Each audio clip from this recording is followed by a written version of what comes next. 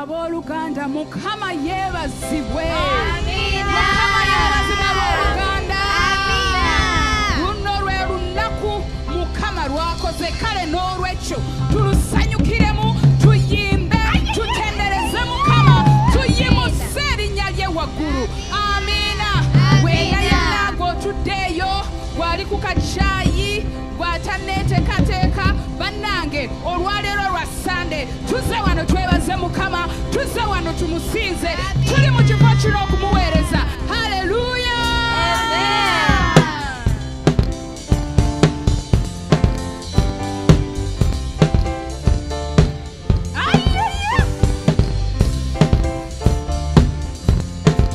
Nsaba oyimirire ku magulu go otandika okuzinamu.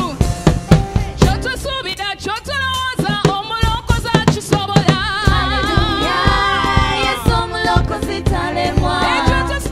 Kyotulowooza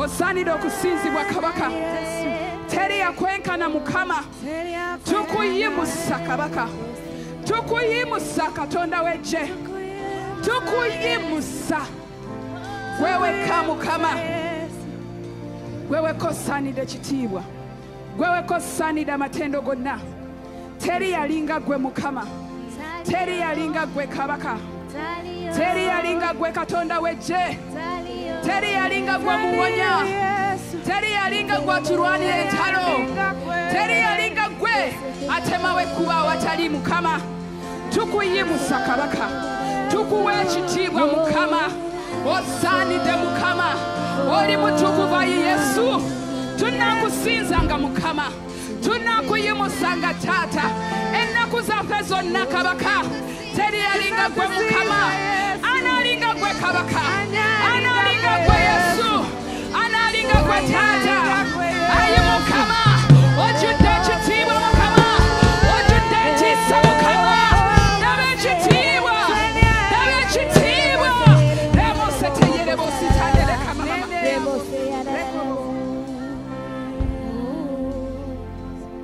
nina gwe ndaba omusajja ayambadde ebyeru n'olukoba lwe mu kifuba lwa zaabu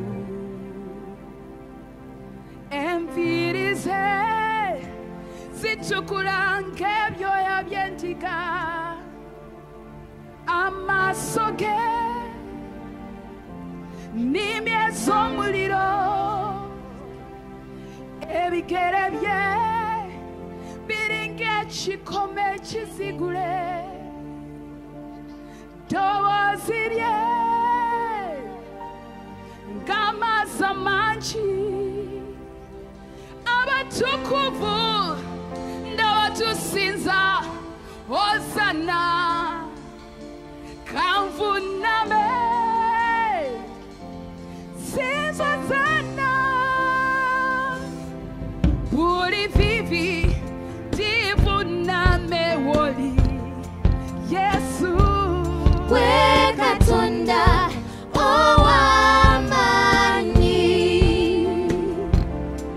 buli lulimi tuvuname woli watule nti gwe katonda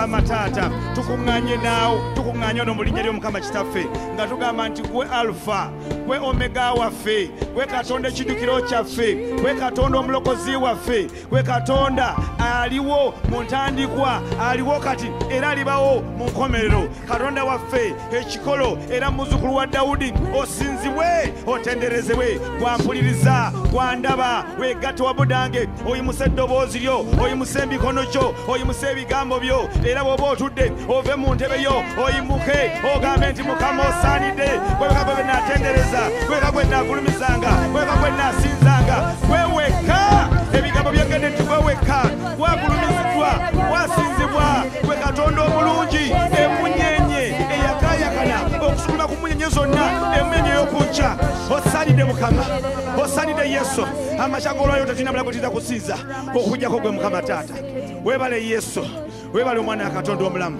weebale Yesu weebale Katonda kitaffe ow'ekisa ekingi ekyawandiikibwa kyengenda okukusomera amakya g'olwaleero ekigenda okukola obulungi obutagambika kiri mu Samwiri ekyokubiri essula ya 22 olunyiriri olubereberye lwogera bwe ruti awo Dawudi n'agamba Mukama ebigambo eby'oluyimba luno mu lunaku Mukama bwe yamuwonyeza mu mukono ogw'abalabe be bonna naddala Sawulo yayogera bw'ati mu lunyiriri olwokubiri tinaayogera nti Mukama lwe lwazi lwange era kye kigo kyange era ye mulokozi wange owange nze nsaba oyogerera munnange olunyiriri olwokusatu lugamba nti Katonda olwazi lwange oyo gwe neesiganga engabo yange era ejjembe ly'obulokozi bwange ekigo kyange ekiwanvu era ekiddukiro kyange omulokozi wange gwe wekka gwamponya ebyekyejo n'akaabiranga gwe Mukama gwe wekka gwandokola mu buli mbeera Mukama Taata tukutendereza olunaku olwaleero Mukama Kitaffe ow'ekisa ekingi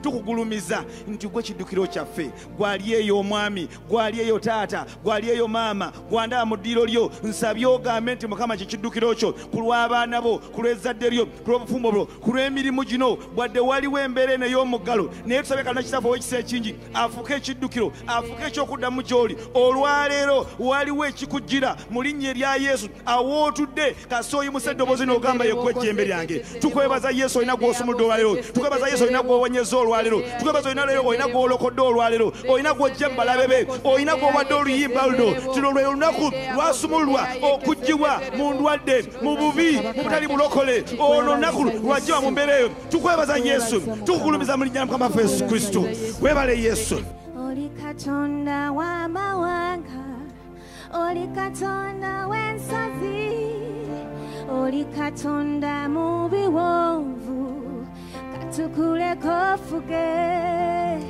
Oli Katonda w'amawanga, oli Katonda w'ensozi, oli Katonda w'ebiwonvu, katukuleko ofuge. Oli Katonda w'amawanga, oli Katonda w'ensozi, oli Katonda w'ebiwonvu, katukuleko ofuge. Oli Katonda w'amawanga, oli Katonda w'ensozi, oli Katonda w'ebiwonvu, katukuleko ofuge.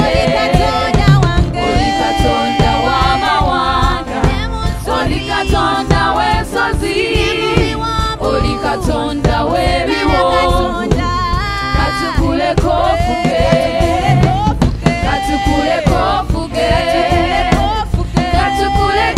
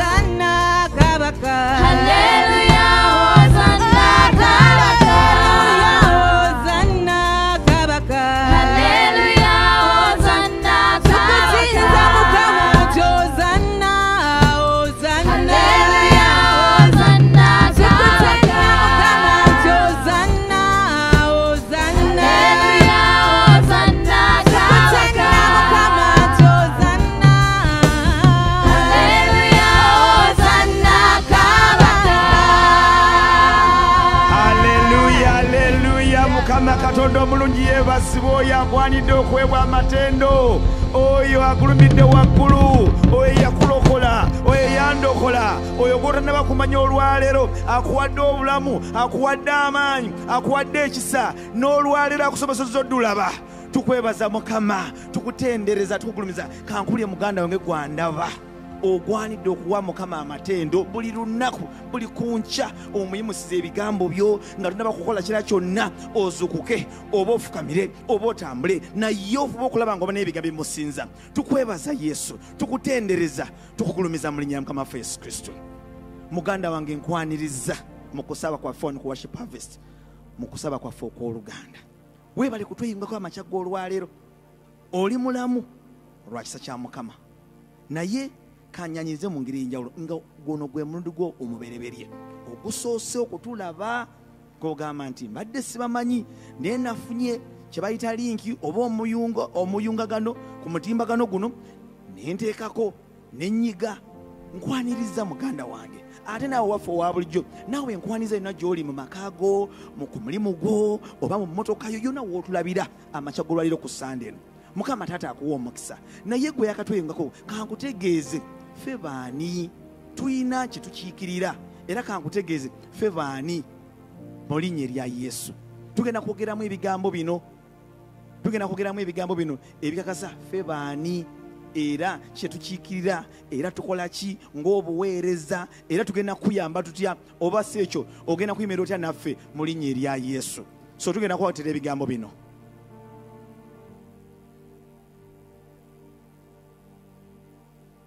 Awamu twogere, gwe muganda wange ng'osooka okundaba olwaleero, nze kwolaba nina ekibiina kye nkiikiridde emabega eno, naye nga famu tuli omugendo ogw'enjiri, obuyigirizibwa n'obuminsani. Okisegedde? Era bwe tubeera omugendo ogwo, mu ebyo twanguyiriza nnyo okuzzibwa obujja okw'omwoyo ogugwo n'ogwange, n'embeera ez'abantu awamu n'ebyenfuna byabwe ebibyo n'ebyamulirwanaawo n'ebyange mu bitundu yonna mwe tubeera gy'osinzidde okundaba, era n'oluvannyuma ne mu nsi yonna. Era tulina kino kye tukkiriza nti ekkanisa kati ng'olwaleero etandika ku bbalaza. Amiina. Kati ku Sande ng'eno ne tujja wano mu galagi, tuzze okukeberwako emisumali gitagadde, oyiro omukadde, amatala gataaka. Leero tuzze mu galagi, era wano tumaliriza tugamba nti Sande tujja mu galagi, ntumaliza nga tugamba nti pi. Haleluya. Weebale kutwegattako. Tulina wabula amawulire ge tugenda okutuusa ku ssaawa eno, ndyoke nkomewo nkwongereyo.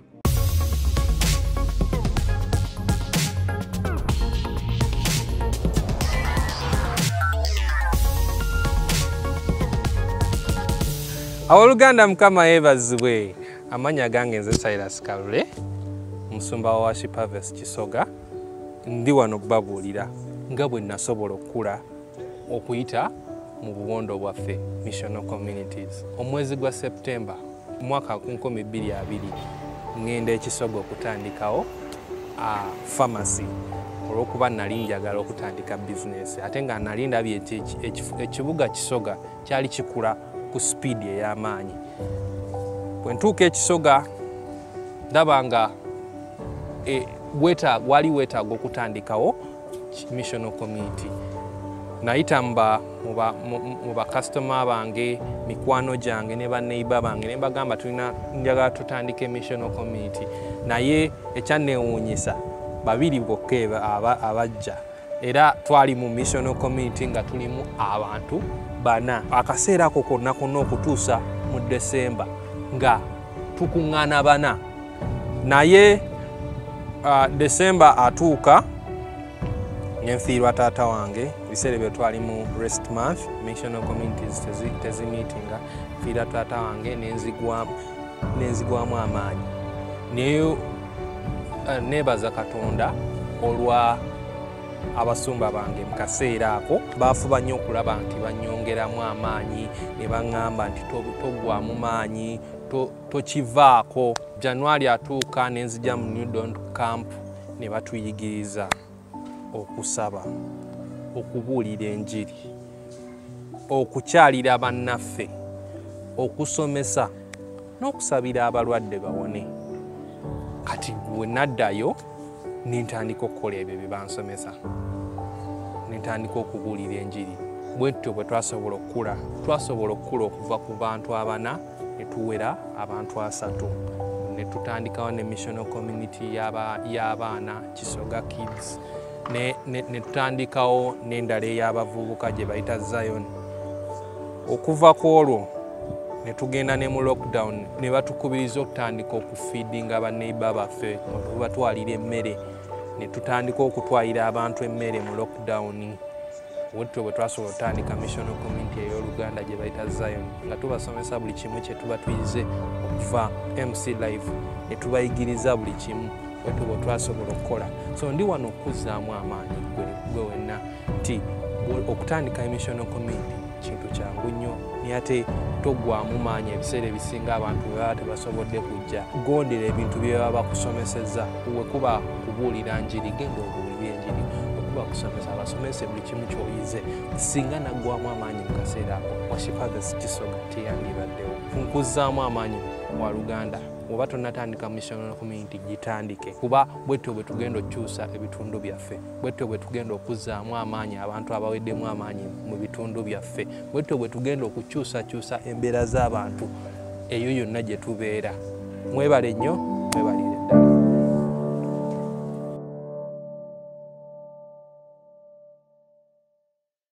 Muganda wange webale komawo, webale kuba nange, webale kusigala awo ndabira. Olwaleero olunaku lulungi, olabye amawulire ago gane kigakugambye, olabye obujulizi obwo bwena kye bukugambye. Nkukubiriza era nkubuuza, owange olinawo okuŋŋaanira mu sabbiiti wakati, mu wiiki wakati, olinawo okuŋŋaanira? Kubanga ffe ntukkiza nti ekkanisa etandika ku Mande, tulina obubondo bwaffe gye tukuŋŋaanira gye tusula, okuliraanagana mu mayumba gaffe ne tukuŋŋaana. Ate era kitukoze bulungi bwe bujulizi bw'olabye obwo. Naye nakino ekira kye kino, olabye wana abantu nga tusinza, nga tukulembera mu kusinza mu bigambo. Okusinza tekoma bukumi mu bigambo na nnyimba. Okusinza kuliko n'okukola ki? N'okwenyigiramu. Kati olwaleero tulina omugendo gwe tuliko, tulina ebifo ebyenjawulo bye tukulaakulanyiddamu ffe nga ffe, tulina ebifo bye tuzaddemu ekkanisa eno gye tusabiramu. Olwaleero nkukubiriza nti weegatte ku mugendo ogwo, tuzimba mu bifo ebyenjawulo. Haleluya! Ng'era bw'obirabye ku biranga ebyo, tuzimba bifo ebyenjawulo. Naye kati mu mbeera eno tugenda kusinza Mukama, tugenda kulumiza Mukama n'ebibyo n'ensimbi zo. Kati nkukubiriza bwe nti weeyunga otya ku mbeera eno ey'okuwaayo mu kuzimba oba mu kusinza mu saaviisi eno. Tulinawo enkola zino, tulinawo essimu zaffe zino. Eya MTN esoma bweti nooti 778 618 418, n'endala eri nooti 758 618 418. Naye ate olwo n'abamanyire enkola ya MTN Momo Pay. MTN Momo Pay bw'oba oliyenga gw'oyagala nnyo MTN Momo Pay, ennamba yaffe k'otuyungira k'oweerayo ekiweebwayo kyo eri M48 722. Ngenda kugiramu M48 722. Era ojja kujja ne ku lutimbe lwo ng'eyitawo. Ate aba Airtel Pay nga gw'ogamba nze Airtel kwenfiira, Airtel kwenkolera, ennamba yaffe kwetuyingirako eri M6 nooti 32. M6 nooti 32. Nga bw'okola ekikolwa ekyo, nga bwenyigira mu kuwaayo mu kuzimba obwakabaka bwa Katonda, mu kweyunga ku mugendo gwe tuliko ogw'okuzimba ebitundu ebirala, okugaziwagaziwa, okwala mu linnya erya Yesu. Ngenda kwaniza baganda bange, ngenda kwaniza bannyinanze, bwe tusinza Mukama awamu, bo bansinga amaloboozi, beegatteko nga batukulembera, nga gwe ate bw'okola ekyo ky'olina okukola ku ssimu ezo ze nkusomedde. Weebale nnyo, weebalire ddala.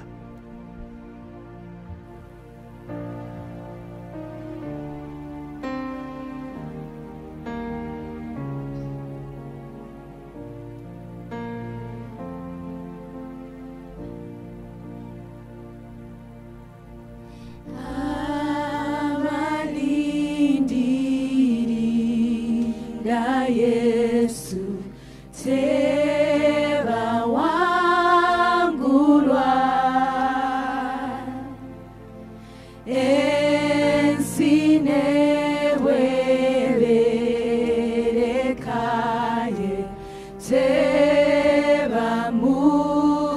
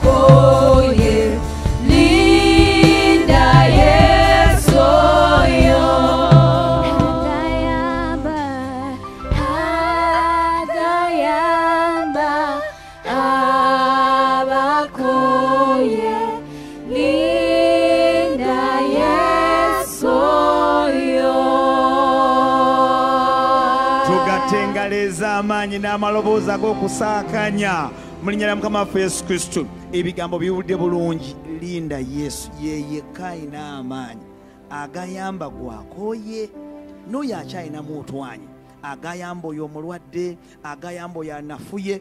Muganda wange eno sande olunaku luno akulinda Yesu bwe guli gutyo tuyina omusumba waffe agenda otutuliisa ekigambo.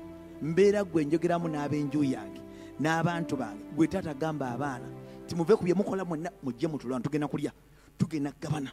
Tuyina omusumba waffe agenda tugaba n'ekigambo ekirungi eky'amaanyi ekikulokola ekikuzaamu amaanyi ekikuwa essuubi. Njagala oteekeyo amatu go n'omwoyo gwo owulirize ebigambo bino ate obeeko ky'otuulamu okkirize Yesu abeeko kyakugamba ate era okakase nti bw'onoomala okuwuliriza enjiri eno ebigambo bino obubaka buno obeeko nekyotandika okukola. Haleluya. Mukama akuwa omukisa. Twanirize musumba waffe n'engalo ez'amaanyi muyimirire musanyuke mwebaze Mukama. Twanirize omusumba. Haleluya. Webale nnyo musumba Befree amacha malungi bannange. Mwebale kujja mu garage olunaku olwaleero abalinaku olwaleero mwebale kujja nga bwe mumanyi nti baatuggulawo naye tulina okubeera nga tetwesemberera nnyo ate n'obukookolo tubuseeko. Bw'oba ng'oli waka osobola okujja n'otweyungako wano mu studio ne tusinziza wamu Mukama Katonda.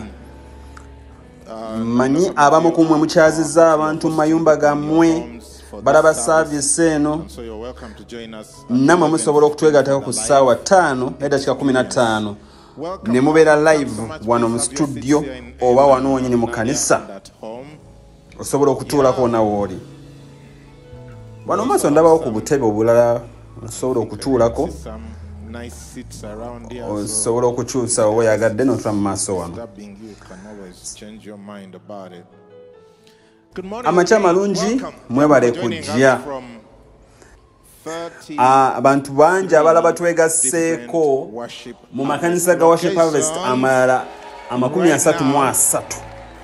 Tulina n'abatukyaza mu bifo eby'enjawulo ze tuta hosting centers ne tusobola okubanga tulabira awamu nga ttiimu oba ng'ebibondo obunene. Naye abamu ku bo bayinga tebannaba kufuuka location z'amakanisa oba Worship Harvest ez'ebifo eby'enjawulo mu bifo ebya 3 bagambye basooka kubeera hosting center basooka kyaza abantu ne bakuŋŋaana yali omu ne bafuuka 2 ne bafuuka 4 10 20 30 40 100 era buli wamu waliwo abasumba. Tunaba abantu abali mu Nairobi ng'emirundi 3 efo ya mirundi 3 ab'e Masaka ab'e Fort Portal namwe tubaaniriza mu ngeri enjawulo. Iganga, Jinja, Kamuli, Entebbe, Kajansi, Seguku, Garuga, Chebando, Mukono, Muyenga, Chira, Chibuye, Busega, Gaba Road, downtown wakati mu kibuga ab'Ebugolobi, Makerere, Chibuye, babazeemu abo babazeemu Chira babazeemu mundi omulala engeri gye tubeera mu kifo kyekimu. Chira yetwala musumba waffe Aposomoze era omusumba wa Aposomoze ye musumba Sebombo Stewart ow'Ekira Matuga Kawempe n'abalala abe Wairaka mwebale mwena kutwegattako machaga leero. Tubozaayoza mwenna era twebaza Mukama atukubisizaamu buli lunaku. Mu bbanga siddene nnyo nja kuba mbabuulira amagezi Mukama gampadde okubeera nga tukusimba amakanisa 10 mu myezi omukaaga egisooka omwezi ogujja omwaka ogujja.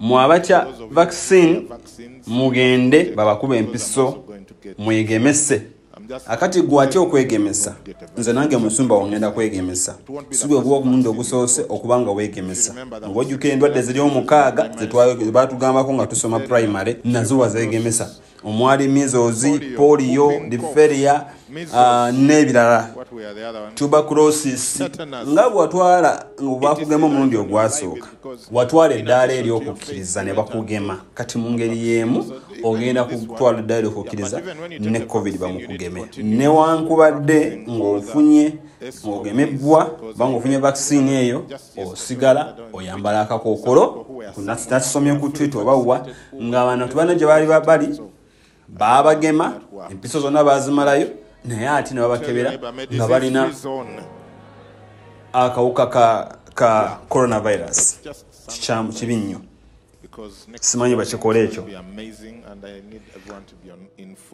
nga sinnaba kubuulira ngenda kozaayoza n'okujaguza olw'ekintu ebintu ebirala bibiri olunaku olwaleero abaali wano okuwada live bannaye mwekubyeko mu ngalo ez'amaanyi ewaka gye muli mwekubyeko ne mu nduulu yesu weebale nnyo weebale yesu akayimba ako kebayimbye nti sijja kuddayo mabega mu bintu bye nalinga ndimu okubeerawo okwo bwe kwaneegattako ne gunkyusa ako akayimba nkawadde eri abajja mu wiiki eyawadde alive tetugenda kuddayo kwebyo ebikadde bye twaliko tugenda mu maaso ate tuddukira ku sipiidi yakayiriri kakati abalokose gamamu n'abalokose tewali bulamu okujjako mu Kristo Yesu era we bali Worship Harvest kuba mu kitutte ng'ekikulu ennyo kati tulina abantu abalokoka abasukka 1,000 buli wiiki okuyita mu MC zaffe missional communities abantu 1,010 be balokose okuyita mu missional communities zaffe bannaye abantu balokose 1,010 kati mu Formula 1 ku lw'omukaaga balina kye bayita abayiseemu kusobola okuba nga bavuga emisinde eyo kati abavuzi bonna 20 bafuluma ne bagenda kaakati ebiseera ebimu abantu bavuze abasoose 5 babeera beeyawuddwako obutikitiki obutono ennyo obutawera nakamu buba 0.05 simanyi bwe nkinyonnyola ekyo mu lulimi oluzungu Luganda kaakati bwe baba bavuga avuba nnyo okwewala okukola ensobi yonna entono kubanga buli muntu aba asinze ku munno oboolyawo kilomita 5 naye nga n'obusirikiti bw'eddakiika 5 tokola nsobi yadde okuseereramu olina kubeera nga tokola nsobi yonna yadde okuseereramu akatono kakati P1 gye bayita P1 bagezaako okubanga bajjamu abantu abasembayo 5 abawansi bajjayo abantu abasooka 5 bebasinga okutunuulira kati mu Q2 ne bateekamu 15 kati Q3 ne bajjako abantu 10 be babagenda okujjako ababeera eri kugamba nga bwe zeegobereganya emmotoka ezo kati awo olina okulaga kiki kye wakolebwamu nina abantu 10 abasinze wano ababuulidde enjiri Worship Harvest n'alya yasinze n'abantu 15 mu bana abalokose. Come on kalulu lwaki abamu muli wano mulyanga batali ba Worship Harvest n'alya obadde muli kitundu kwabulidde enjiri muli awo kuba bukubi engalo Yeah. 154 abazzeeko ekyokubiri n'abantu 93 ye worship harvest garuga abokusatu worship harvest downtown n'emyoyo 88 abokuna worship harvest bugolobi n'emyoyo 78 abokutaano worship harvest gayaza n'emyoyo 73 worship harvest nakawa n'emyoyo 67 worship harvest busega y'omusanvu n'emyoyo 58 worship harvest mukono n'emyoyo 57 y'omwenda worship harvest gaba road n'emyoyo 56 era ow'ekkumi worship harvest Kyebando n'emyoyo 440 tubakubireko engalo ez'amaanyi okubuulira enjiri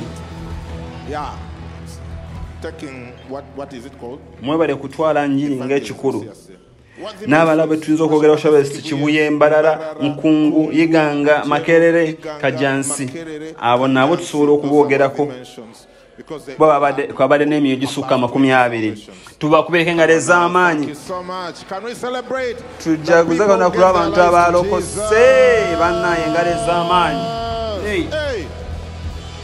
ale kale mugenda gatujaguza nnyo ekintu kimu kyeddako ati mbadde netegeeza ekintu wano ekyenjibuunyisa missional communities obungi bwazo ezitandikibwa buli wiiki zifuuse ekintu ekirala bannaye okugeza wiiki ewedde missional community 62 zazaalibwa mu wiiki eri eyaggwa 62 Wow, my. Hey. Sigena kuna budde okuzitamu zonna. Kanjogereko ezimu abazitandise bano amannya gaabwe. Jean Amanya, Nachabukirwa, Brenda Kemigisha, Jen Naginga, Deborah Namuddu, Sadati Matovu, Jethro Chisache, Ariel Nakanyike, Raymond Musinguzi, Mengo Abe, Viona Ayebare, Katena Mugaya. Hey! Nsobola okugenda mu maaso abantu 62 abatandise missional communities. Wiiki eno yennyini gye tulimu. Wow! Kyewuunyisa. Mukama atambula era akola. Era kaakano mwagala okumanya missional community meka tulina awamu. Tulina missional communities 986. Omutono afuuka 1000 ate n'owamaanyi eggwanga eddene. Bwe tunaaweza missional communities 1000 tugenda kukola pate ennene okujaguza kw'okuweza abantu 1000. Amiina. Mega party to celebrate 1000 missional communities. Amen. Please have your seats and let's get into the word. Wiki yaggwa twogera ku Sulemani bwe yagenda mu maaso ga Katonda n'agenda n'awaayo eri Katonda ebisolo 100 ne babisaddaaka ne babyokya n'ayokyeza Mukama Katonda omucomo n'ekiyeta Katonda okukamanso n'agamba kiki ekigenda mu maaso. Sulemani kiki kyoyagala? N'amugamba njagala magezi kubanga mmanyi ekiruubirirwa kyange. Bw'oba tomanyi kiruubirirwa kyo ogenda kusubwa okukyalirwako kukuyiteko bwe kutyo mu ngalo zo. Kuba Katonda agenda kujja gy'oli otandika okubuuza otandika okusaba ebintu byonna abantu abatalina kwolesebwa bye basaba. Obimanyi tubadde mu wiiki awada live nga buli lunaku oluyitawo tulaba Katonda atwolekeza ebigere byaffe okutulaga ebyo biruubirirwa kibyayagala ffe tubeere nga twagala ne tuba tusabye mu maaso ge biki bye tulina okutunuulira Katonda byayagala tutuukeko ng'abaana be. Baba osoma Zaburi Zaburi ey'okubiri essula ya 7 wagambye bati ekiragiro ndikibuulira Mukama ngamba nti gwe oli mwana wange leero nkuzadde kakati olunaku lwe walokoka njagala otegere kino okuyita mu Yesu Kristo eyeewaayo nga saddaaka mu kufa n'okuzuukira n'okubonaabonako n'okwaliwo ye ng'omusika w'obwakabaka naffe atuyingiza okubeera mu kisibo kya Katonda era tubeere nga tuli baana ba Katonda so naffe tubalibwanga abaana okuyita mu Kristo Yesu n'okufa kwe okuva ku lunaku twalokoka olw'omunana lugamba nti olwo oli mwana wange era nga nkuzadde onsabe nze nange ndikuwa amawanga okubeera obusika bwo n'ensonda z'ensi okubeera amatwale go onsabe nze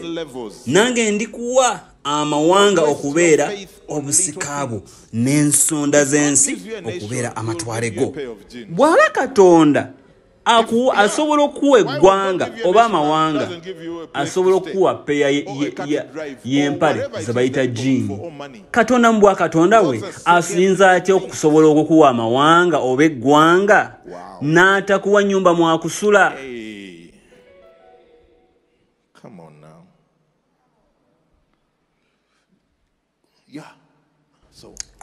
awo tutambulira kati awo ebirowoozo bivudde ku kyalo tufumitiriza ku mawanga lekerawo okuloota kyannabukaaka tandika kuloota mawanga lota semazinga wa Bungereza lota America lota mawanga this day I have set you over the nations. Are you there? Are you silencing me? It doesn't even sound correct.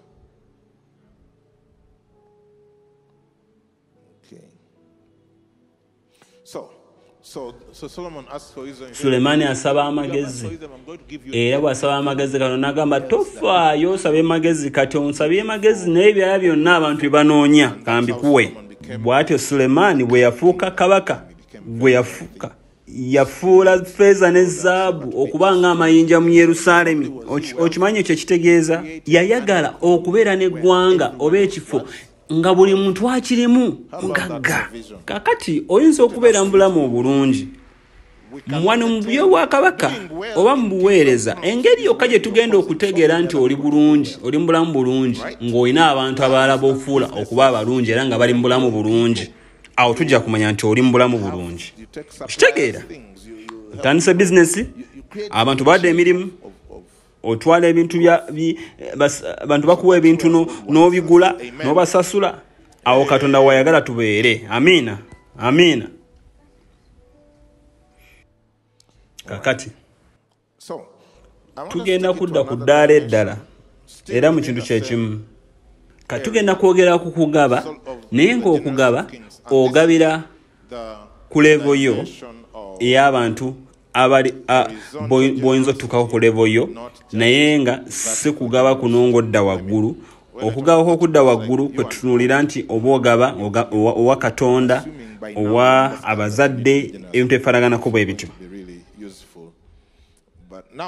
Kati tulina okuba ate nga tufaayo okugabira abantu aba bulijjo kuba twogera nti naweebwa omukisa okufuuka omukisa. Kati tugenda okwogera kiba kitya kabaka okutegeera kikyali n'atandika okuba n'enkolagana n'abantu abalala ng'obwongo bwe bwakyusibwa alowooza ng'omulangira alowooza nga kabaka. Ekirungi nti Bayibuli nga bw'ekikola tulina ekyokuddamu ne ku nsonga eyo. Akayimba ako kakunyumire nga bw'ofumitiriza kubeera kwa Mukama. Haleluya. Omulokozi waffe nga wasukulumye nga omusukulumu yatusitula yasitulibwa ye okusobola okufa era ku musaalaba n'akaaba n'agamba nti kiwedde. Kakano mu ggulu agulumizibwa waggulu ennyo Mukama Hallelujah. Twegatta kwa malayika nga tugamba tinga mulokozi musukulumu nnyo.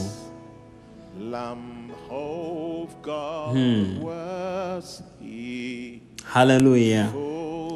Hallelujah. Weewaawo tuyimba hallelujah. Ng'omulokozi waffe asukulumye. Hallelujah. Hallelujah. Hallelujah. It is finished. What a savior. Was his cry. Now in heaven exalted. Waliwo abantu abamu tebawulira bulungi eri obulamu bwabwe. Batunuulira birowoozo byabwe bali mu kutunuulira beesayira omusango kuba ebintu ebyannaggomola ebibi ebinene ebitumbidde ebimu bikoze n'emitwe gy'entuumu ng'olaba nti bibi bingi nnyo nti Mukama tasobola kubisonyiwa. Jijjudde mu mutima gwo. What a savior. Hallelujah. Hallelujah. Hallelujah. What a savior.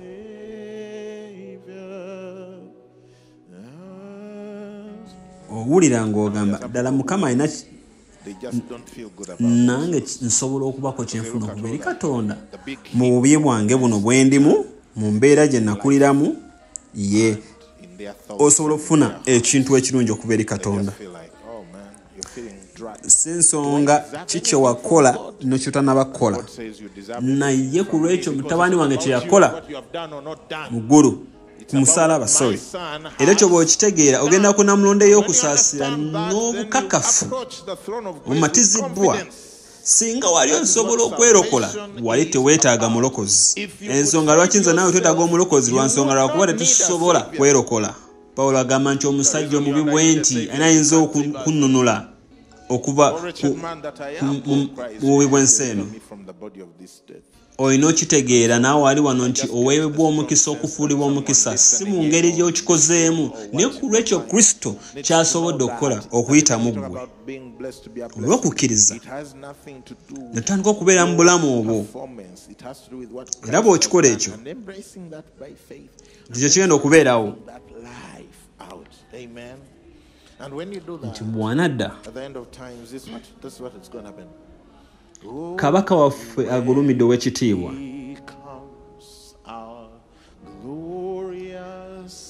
abo bonna abanunule be alibaleeteeka awo oluyimba olujja lunaaba lukukuba mu nze nga lugamba nti aleluya agulumizibwe. Aleluya omulokozi waffe ng'asukulumye.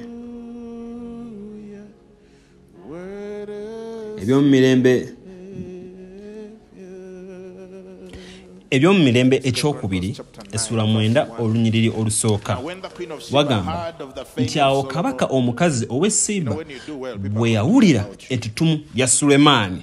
Omanyi bw'okola ebirungi abantu bagenda kuwulira ebikwatako.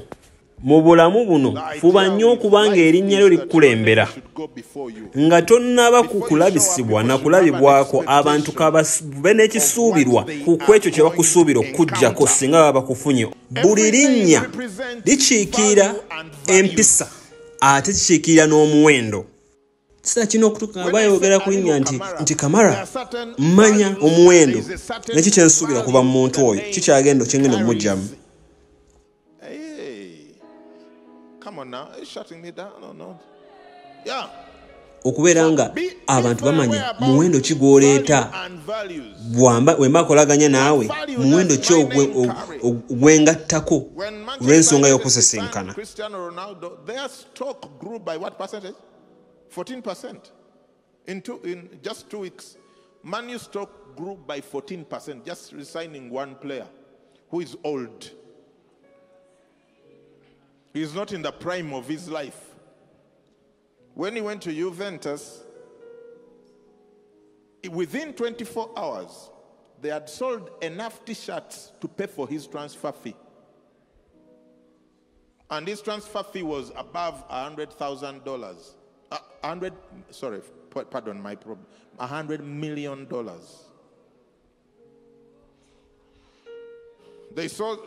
Madrid sold the player for $100 million plus to Juventus, and in 24 hours, Juventus had sold enough t-shirts with the number 7 at the back to recover all that money.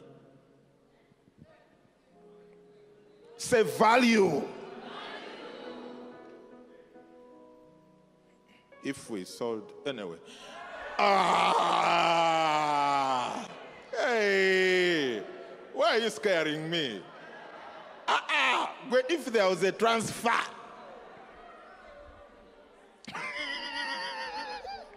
and it was your name, hey, we go on, eh? Too sensitive. T.F. Ecker says that you shall be compensated according to the value you bring to the market.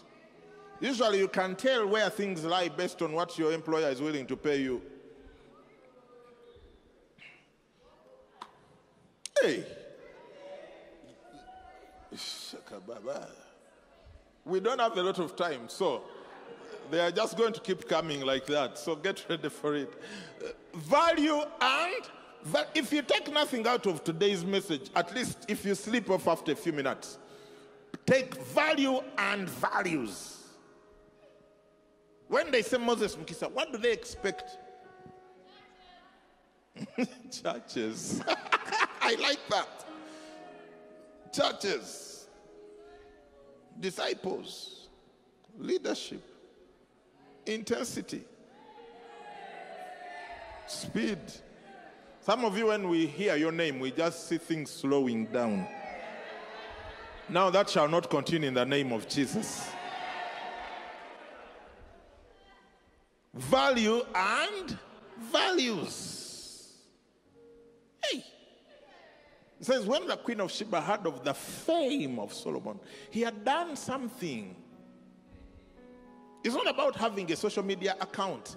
What have you done? You know, follow me, I will follow you back. No. No. Usually when at the beginning of every year when we start gang, and we have done this evaluation with our leaders as well, we always say, leadership is influence, nothing more, nothing less. Show us your Twitter handle with how many followers you have. You try it out in your own leadership spaces. Yeah, why don't people want to follow your handle? Because the value, we are saying,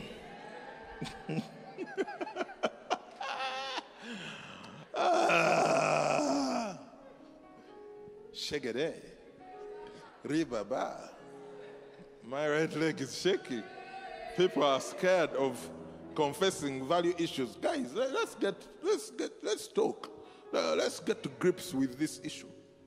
What value do you bring to the table? Do people want to do business Mbuza, with you? abantu bajja ne bakukyalira ewakaawo. Are people visiting you? Abantu bakukyalira ku business zo bwe ziba gye ziri. Abantu bakukyalira ku kanisa yo ddala bwe banga gyeri. Premises if they exist. Bwe yawulira omukyala no bwe yawulira ettutumu lya Sulemaani. Siso nga ntitwogera ku ttutumu.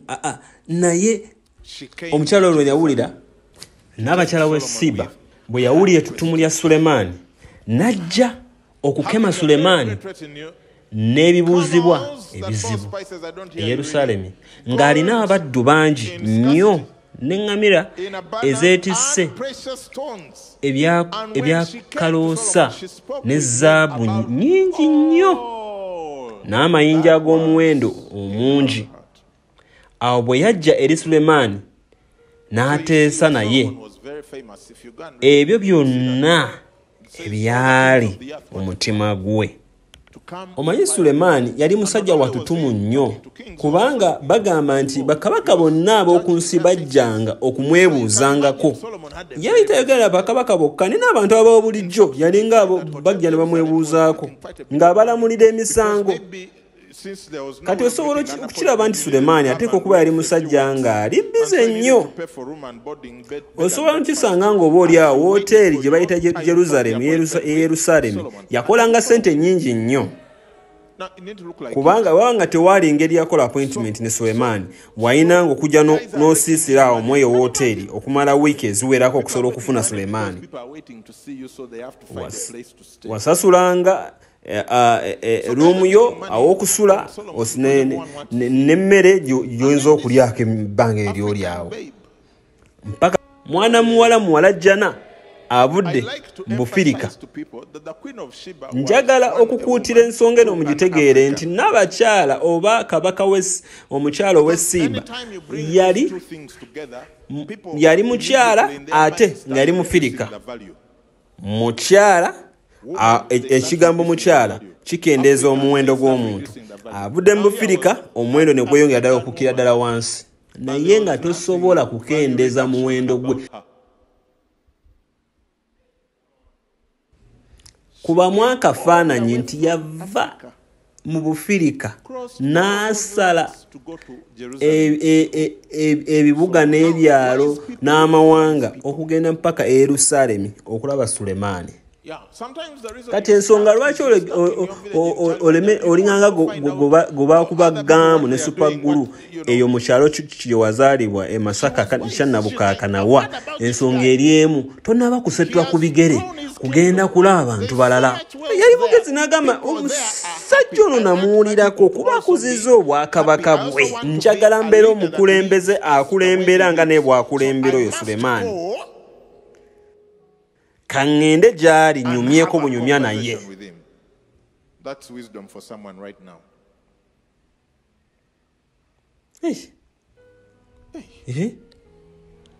Engeri abantu gye abamu simanyi bamumpuliriza bulungi.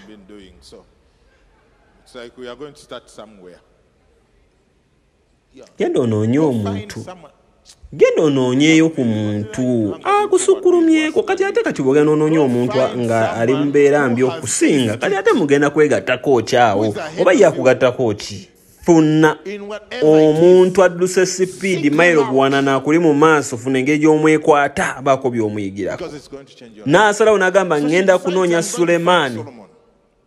Tabaawo kumpimpi. Yerusaalemi teyali nnaali awo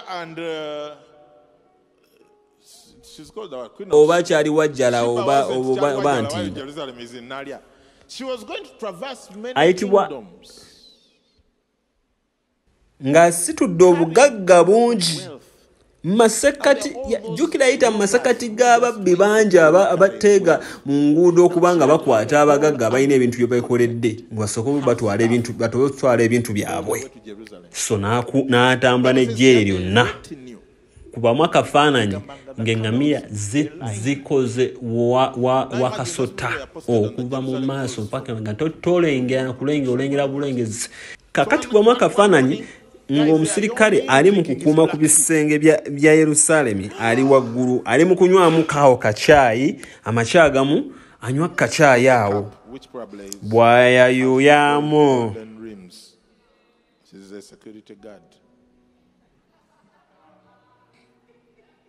Naye nga wa security akuuma mukuumi ekikopo kyanywerako kya zaabu.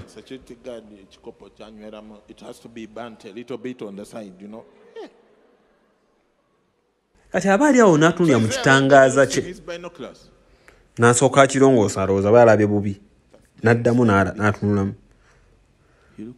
n'agamba munanya gwe sooka oleke zukuka jangu olabe sooka ojja olabe okolabe kiki gwe tolaba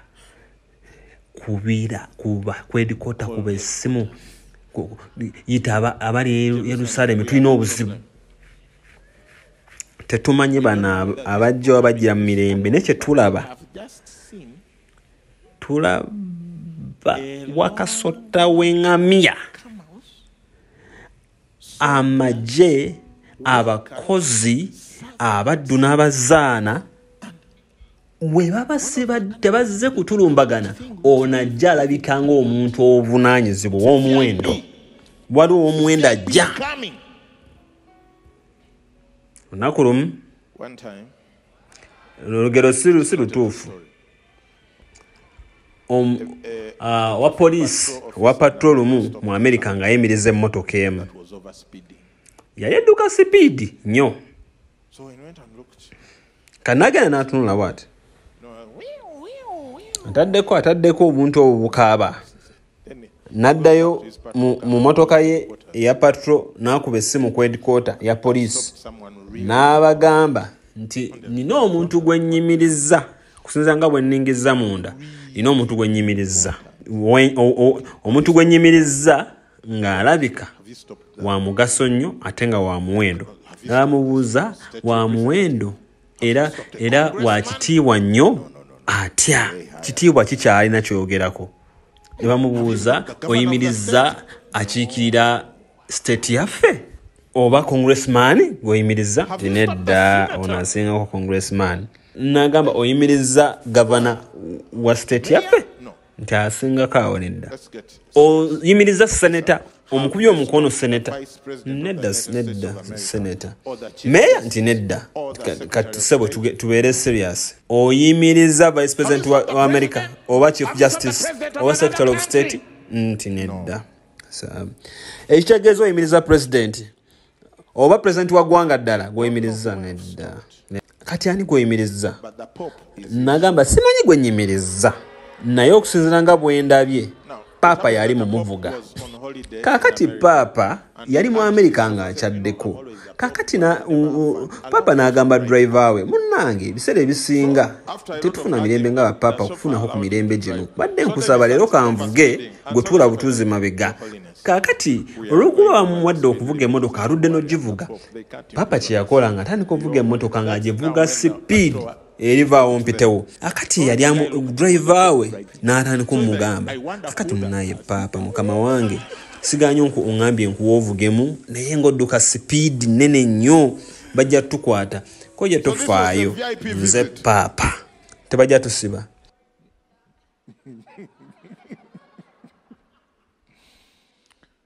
So they send out a what?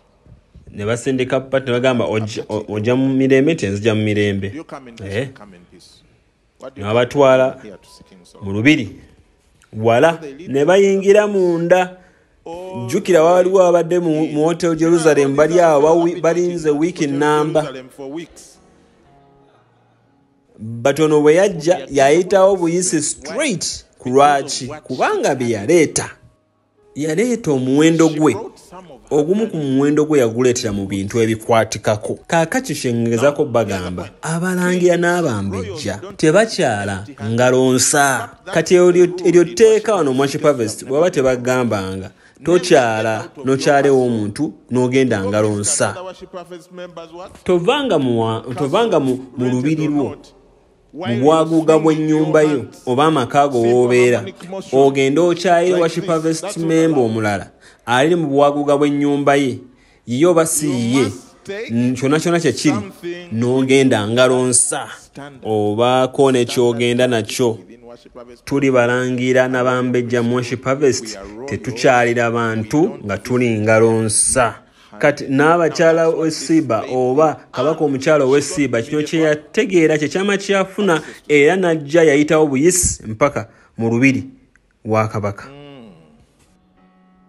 ojja kulowoozaamu Sulemaani yali mugagga nnyo yali talina kye yeetaaga kakati omukyalo nti yali amenyeka n'obugagga buno bwonna atambula olugendo lwonna ng'ate yakulumbagana n'ebintu nga biitira omuntu omugagga ennyo nga teetaaga na bugagga bwono bwe yali ajja nabwo kubanga yategeera nti aba mu lulyo lulangira yategeera nti kabaka engeri gyeyisaamu yeyisa kabaka era bw'agaba agende wa kabaka agenda ng'agenda okulaba kabaka abuzibwa abamu ku ffe twamanyira okugaba omulundi gwe tugaba gokka ebiseera bye tugaba ogaba ng'omaze kutegeera waliwo ekyetaago n'olyoka ogaba bw'obanga ogaba kutereeza bizibu by'abantu omutima gwo mwavu nsonyiwa okugamba omutima gwo mwavu kitegeeza tonnaba kununulibwa mu bwongo obwo bwe tugamba nti nno saamu kitaawo n'ennyoko ekitiibwa ate nga kyetwakyogedde kwa Harvest members mwenna tulina okikola omwezi guno gwennyini nga tegunnaggwako ogenda kubeerawo ogambe naye kati taata wange ne maama wange bagagga tebalina kye beetaaga tetugambye nti noonya ebyetaago byabwe obisisinkane tugambye saamu kitaawo n'ennyoko ekitiibwa ky'obawa kitiibwa ekitiibwa tekiwaayo eri byetaago nedda kyobola abantu abamu mulafubana okuwa Katonda n'ebikwatikako ng'ebyawandiikibwa ebigamba n'ebibereberye byammwe by'omuyika gwammwe kuba kati ffe tutunya Katonda tugamba naye naawe Katonda okimanyi ebirombe by'amafuta byonna bibyo ffeeza ne zaabu bibyo kakati mu Katonda naawe okimanyi kati nkuwa eki oli mugagga olina obwongo bwo busiriira nga musumba bw'agambye busiriira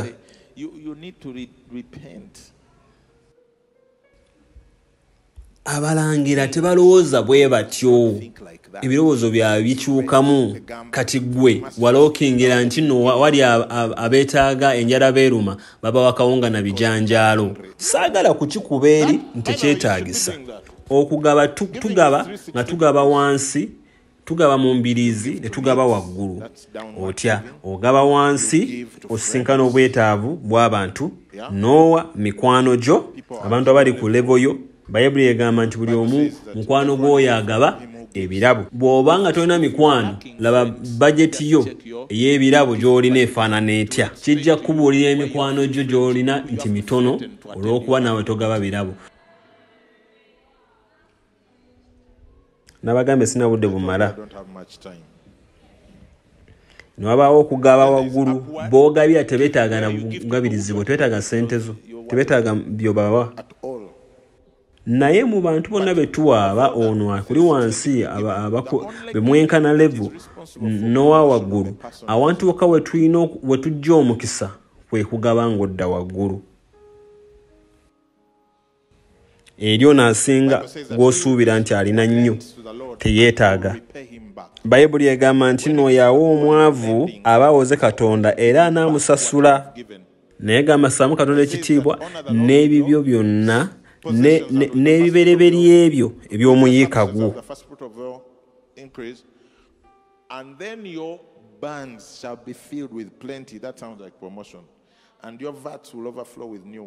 kitaawo n'ennyoko obasangamu ekitiibwa ennaku zo zibeere nnyingi ku nsi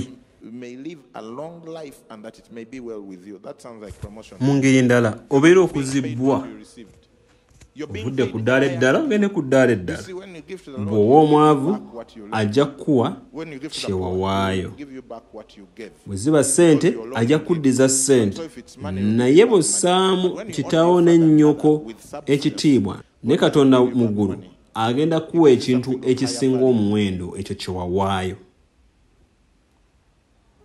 kapita akwatikako bulamu na budde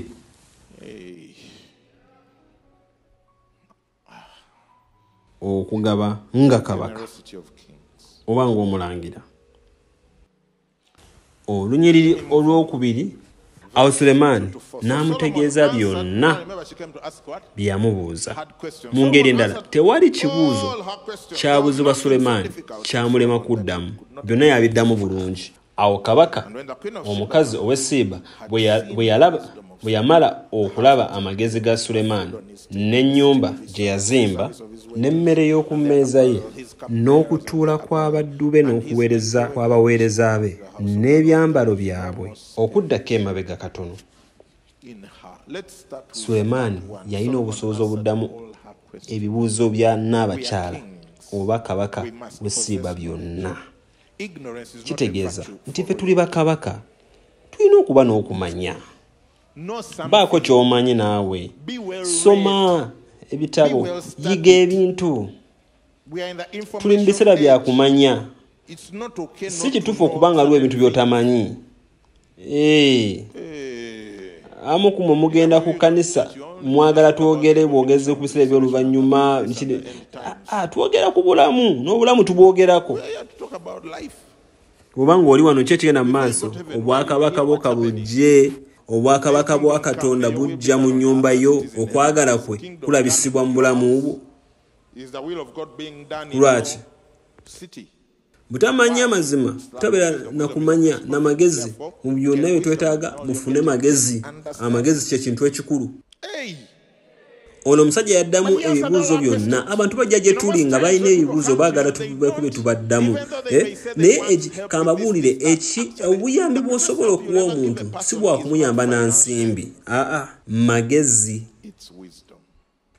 magezi ge yeetaaga kino kiro bwakirowoozezaako ate kiri bwakigezezzaako wano wagezezzaako wali awo obulamu bw'omuntu ne buva wansi ne butumbiira mufunyeeko amagezi g'owa abantu makulu nnyo n'okusinga ensimbi z'oyinza omuwa kuba kati awo ensimbi z'omuwa kati agenda zitwala wali agiziremu ekikomando zigwewo naye amagezi g'omuwadde agenda gakozesa emirembe n'ennaku ez'obulamu bwe kati sitontegeera bw'obisigambe nti towa ssente tobawa oba osobodde obbawa bawe amagezi g'obawa gagenda kubakolera ssente nnyingi n'okusinga z'oyinza obbawa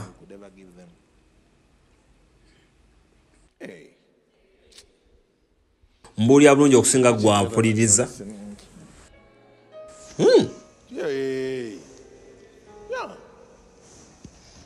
olunaku lumu ekkanisa bwe yali ekyali nto ng'ekula bukuzi twali katikati nga tumaliza esaaviisi y'okusaawa 4 tusalawo kati twalina saaviisi eyaliwo naye ng'abantu bali mu kutuuya n'entuuyo kati abajja ku ssaawa 2 mwali nga temuli mu bantu nga bwe kyali nga ku saaviisi ku ssaawa 4 kati twalinanga okubasaba ne tubeegayirira ne twogera ebigambo bya buli kala okubabeerako okubagamba bannaayo bajjukiza bannaye mujje mu saaviisi twakola kyonna ekisoboka abantu okujja ku saaviisi essaawa 2 kati ne tugenda mukwano gwaffe omu ku bantu twagenda obakyalirako omitalevan shalita kati twaddeyo nga tunyumya bunyumya mboozi ekigambo ne kijja gye tuli nti mwalowoozezza ku saaviisi okuba nga ziba ssaawa 3 ne ssaawa 5 manyi ekintu neki kugwako nolandika okuyimba akayimba ng'ogamba nti naali kiki ekyali kinsiruwaza oba kyali kivudde ku bwongo lwaki nali sitegeere ekintu kino nga saakiraba bulungi gwe sookoleke wamma waawo ekyo kituufu ng'amazima lwaki twakirowoozaako nti ssaawa 3 saaviisi ekandibadde ekola ne tutereeza era omuntu yayogera olunyiriri lumu olunyiriri lumu mu bigambo bye bingi okuva eri omusajja omugezi ne tutereeza saaviisi oli awo bizinensi zo zikaabirako amaziga olw'okubeera nti zikoze loosi nnyingi weetaaga omuntu omu asindika olulayini lumu bwe luti naddamu ebibuuzo bye abantu nga si basanyufu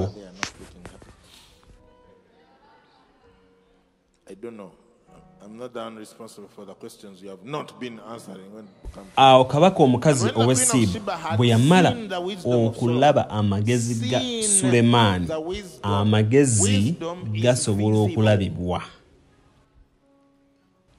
omuntu asobola okulaba amagezi g'omuntu oba amagezi go bwe kituuka ku magezi tulina okugalaba bw'oyagala kumanya goberera omuntu ayogera ennyo kuba jatuka obuze akozeewo kipya kikyalina kiki kyakozeewo ekimwogeza ennyo bwe kityo bw'olaba omuntu alina obugagga obungi manya nti nno alina amagezi mangi okusinga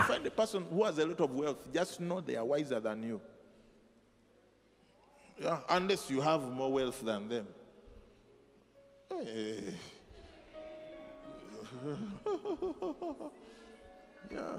Yeah. My goodness. Yalaba. She saw. Yalaba. She what? Oyina ebifo ebimu by'ogendamu n'olaba bulabi nti wano waliwo amagezi. He says, N'ennyumba gye yazimba. Bayibuli egamba okuyita mu magezi ennyumba ezimbibwa. Bw'olaba oba bw'osanga omusajja oba omukyala ng'azimbye ennyumba gyako enkofiirayo musseemu ekitiibwa. Oyinza okulowooza nti nno okuzimba ennyumba kulinga kugula mmotoka.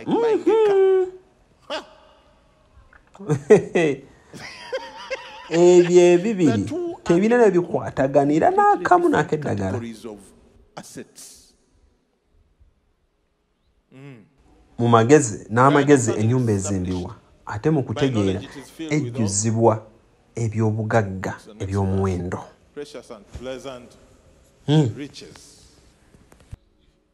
Yalaba n'ennyumba gye yazimba. Now, I'm an architect, so this one is close to home. Allow me. Kano kamba kababuulire, kano kali kumpi. Why is my time finishing? Abamu ku ffe ogenda n'okola akasenteko.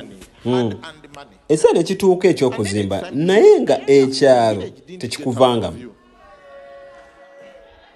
Mu kifo eky'okugenda n'ofuna omukubi wa pulaani omulungi n'omwebuuzaako okukubira ennyumba essaamu ekitiibwa Katonda era enaafuuka enkulungo y'ekyokulabirako mu kika ky'abeewammwe. Some expanded pit latrine type of thing.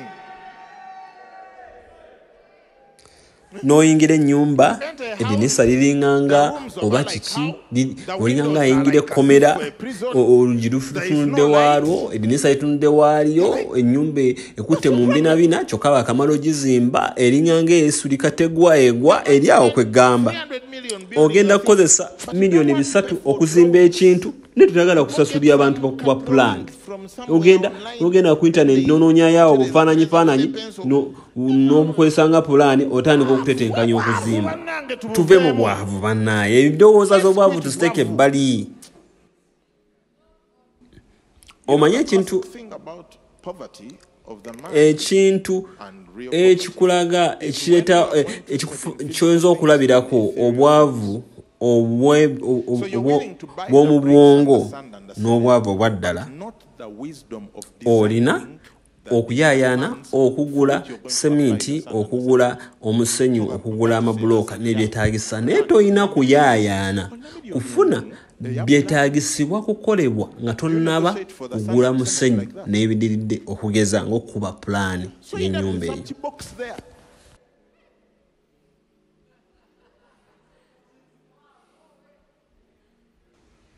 Tuli bulungi bannaaye? Are we okay?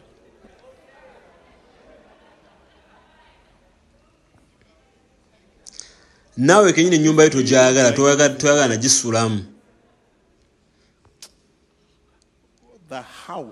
Ennyumba gye yazimba yalaga amagezi. Ng'omuntu atunda ennyumba ya Sulemaani n'agamba eyazimba ennyumba eno mugezi. Kankuzange ng'ozimba bukaabuyonjo ate osabira ku worship harvest oyagala nzije ngisabire kaabuyonjo y'ennyumba ngiwonge mu maaso ga Katonda kati muli munda ngamba Mukama Katonda kubona abakubi ba pulaani abali mu kkanisa eno. Oluniro luddako n'ayogera ku mmere. Emmere nayo etulaga amagezi ebikuloko amagezi.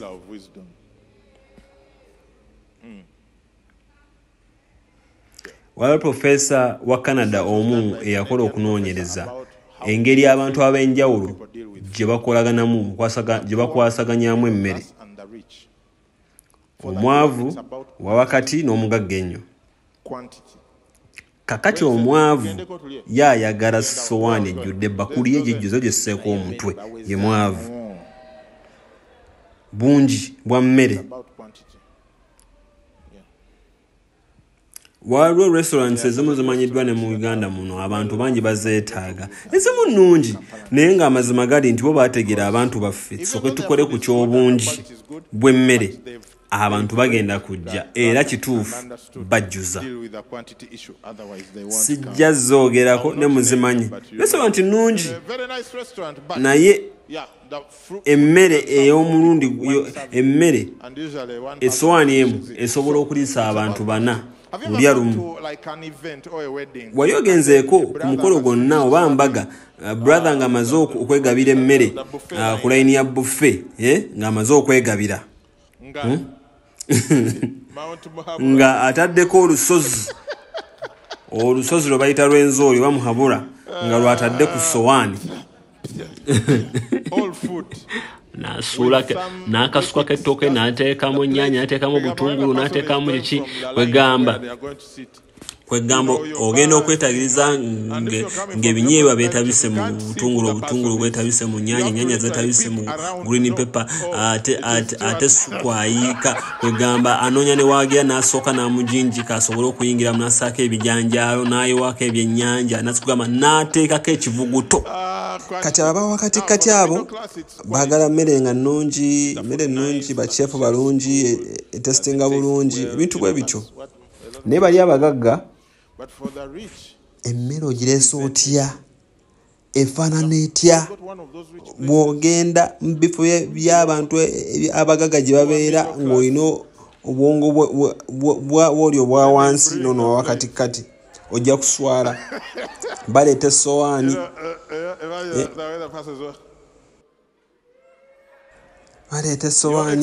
baleeta essowaani ng'osuubira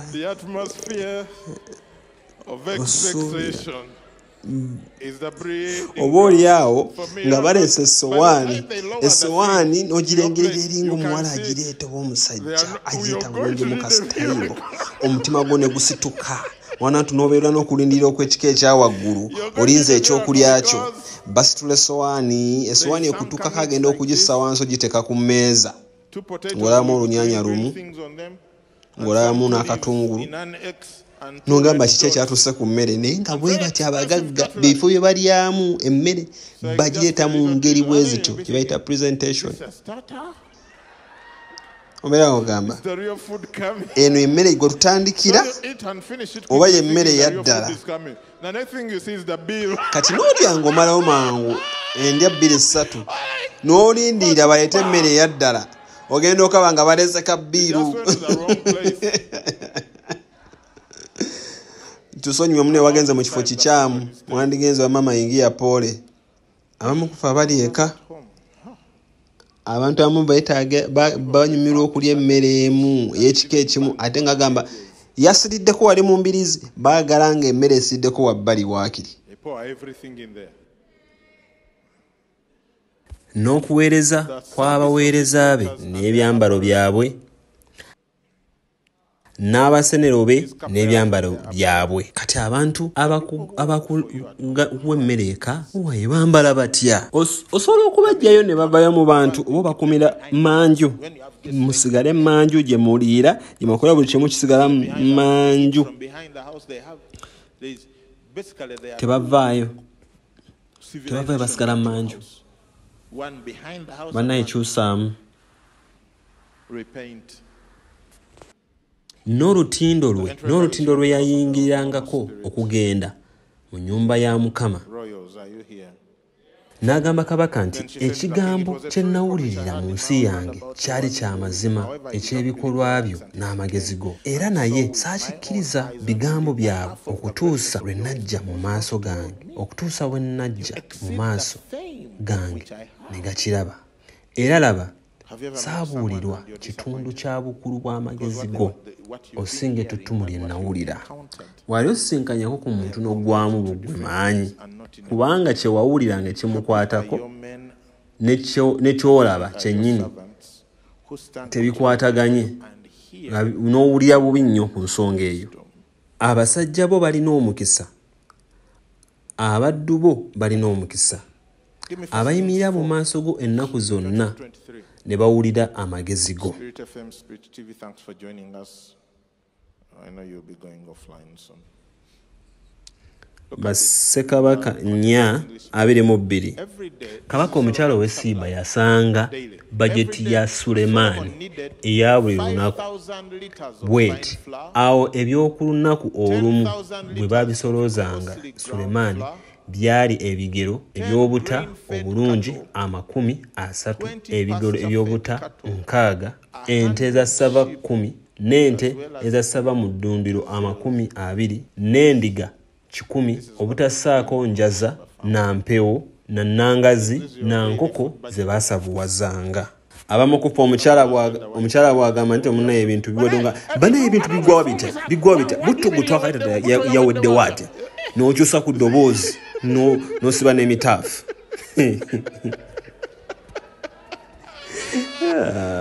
Oyinza okumala omunnyo. How can you finish the salt?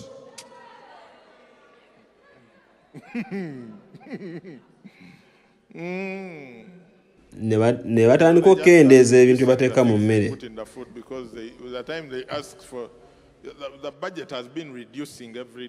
Pasanja ne Pastor Bethlehem mujja mu malirize kuba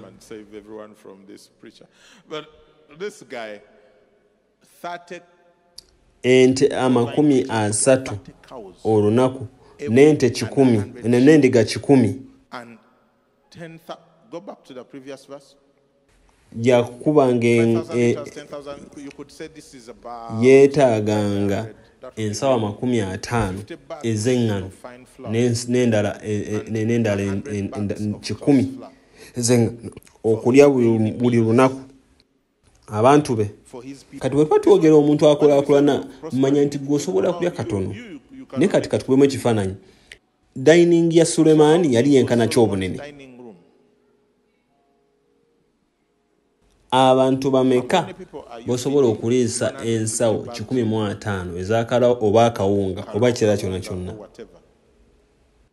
Mu ssomero lyo essomero bwe lyali lyawangulanga ekirabo nga bazannye omupiira ne babawa oba maybe ne babawa ekikopo baasalanga ente emu okuliisa essomero ddamba, naye zino ente 30 okuzitta buli lunaku. Dining ya Sulemaani yali yenkana ky'obunene.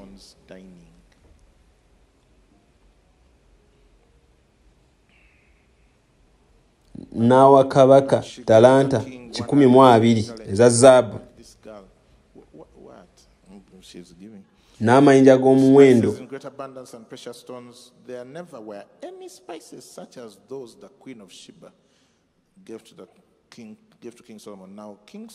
Ekyo kyaliwo olw'Ekkumi awo kabaka Sulemaani n'awa kabaka omukazi ow'essiiba byonna by'ayagala, buli kye yasaba kyonna, obutassaako ebyo byaleetera kabaka. Awo n'akyusa n'addayo mu nsi ye n'abaddu be. Kya mukisa okugaba okusinga okutoola, naye asinga atali omutono yagabirwa omunene. Engeri gy'owaayo eri Katonda egenda kukyusa okutegeerako emirembe gyonna gyonna gy'obulamu bwo. Amiina.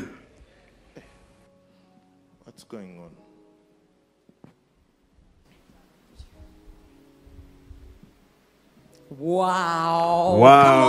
Banange katwebaze omutume Moze olw'obubaka obwo obunene obulungi obw'amaanyi.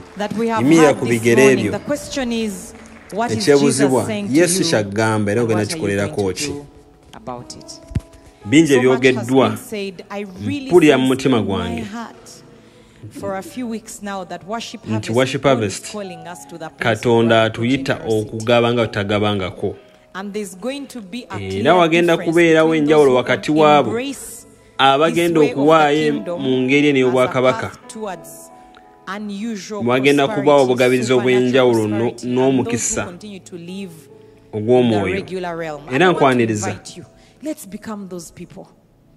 who actually have practiced the generosity of kings. What can you do? Chicho sobola okukola mwenzo okuidde obubaka buno. Abamu ku ffe tulina okuddayo tukyuse endabika y'abantu betubeera nabo ewaka ewaffe abatukolera. Abantu balina okwawula muntu gamba nti oyo mukozi waawo kubanga oli kabaka engeri gye bambala tubasasula ssente mmeka bye bakozesa bye baliiramu oba okunyweramu. Abamu ku ffe ye mmere gye tulya. Abamu ku ffe okuwa waggulu okuwa Katonda akusabye okuwaayo si byetaago n'eri taatawo eri maamawo eri omukulembeze w'omwoyo abo balina omukisa gwo nga bw'ogenda mu maaso nga bw'osaba. Njagala ove wano olwaleero ng'otegedde ky'ogenda okukola oleme gamba nti kigambo kibadde kirungi. Ki ky'ogenda okukola okuddamu eri ekigambo ky'owulidde olwaleero? Kinjagala okusaba okole wandiika akameseji eri mission leader wo oba cohort shepherd oba zonal pastor wo oba musumba wo obagambe ekintu kimu ky'ogenda okukola ng'oddamu eri ekigambo kino ky'owulidde olwaleero. Togaba bugambi nti genda kuwaayo nnyo. Ki ky'ogenda okukola kye twetaaga okuwulira so that it is not stolen from you. Kyakuzaamu amaanyi. You're watching today and you've never met Jesus Lord. Otulaba olwaleero ne Yesu tomuwanga bulamu bw'okulokoka. Heaven has ever given to us is Jesus. Yesu Kristo omwana gw'endiga atwala ebibi by'oku nsi. Njagala kwaniriza obe n'enkolagana naye. Oli eyo oba otulaba ku TV obulamu bw'oto bwanga Yesu leero lwe lunaku olulungi olw'okulokokerako. Teweeraliikirira ddamu buzzi leero ogambe nti ye Yesu ayingire mu bulamu bwo. Wanika omukono gwo gwali wano munda ate naawe wali ewaka atulaba. Wanika omukono gwo wonna wooli era wajja kuba omusumba ajja wooli wakuba omuntu akituukako ogamba leero nsalawo okuva mu bwakaka bwa Setaani nfuna Yesu mwetwalira. Abantu balokoka abantu balokoka abantu mwanike emikono gyammwe katubaleke bajje ozzo olwaleero olunaku lw'okusumulwa olunaku olw'obulokozi. Katonda kukyusa bulamu bwo ayagala kuwa obulamu obujja kyekyamagero kikyasinze. Wanika omukono gwo n'embavu gamba Yesu nkufuna olwaleero. Gamba Yesu nkukkiriza leero nkutwala ng'omulokozi obulamu bwange leero. Abasigadde musabe mu mwoyo musabe mu nnimi musabire mu nnimi nga bwe tufuna embavu ogenda mu maaso. Weetaaga Yesu. No one too young or too old to receive Jesus, and I want you to pray this simple prayer after me. Say, Lord Jesus, today I receive you as my Lord and Savior. Take my life and do something significant in Jesus' name. Amen. Can we celebrate our brothers and sisters that have come home today? If you're online, you can send us a message on that number and let us know that you received Jesus as your Lord and Savior.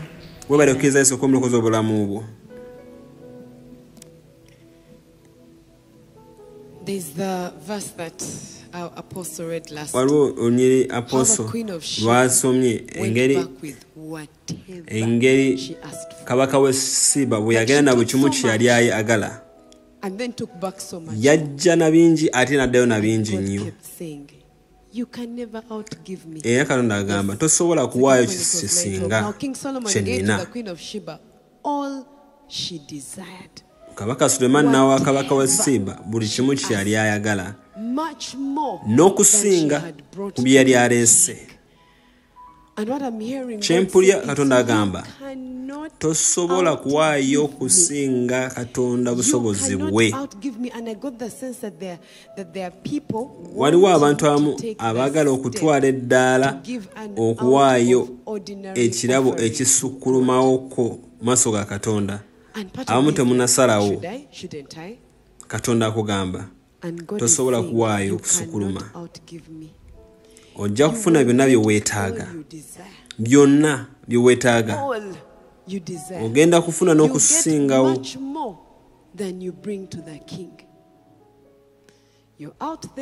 oli eyo ebirowoozo bitandika okudduka mpayo si waayo okusindika okugamba genda mu maaso okikole olinde mukama kyagenda okukola linda kolabe obujulizi bw'onoowa togaana kikole manye oweereza ka message eri abakulembera mu mwoyo okubanga owaayo embalirira lindako olabe mukama kyagenda okukola. Wow. Thank you, Lord. So, Father, we thank you for the opportunity. We thank you for blessing us so mightily. Thank you for healing us. Someone, if you're in need of healing, just receive your healing in your body right now. It's simple, it's not complicated. So we speak healing over you, that you will not be under any bondage of any sickness or any influence of the enemy.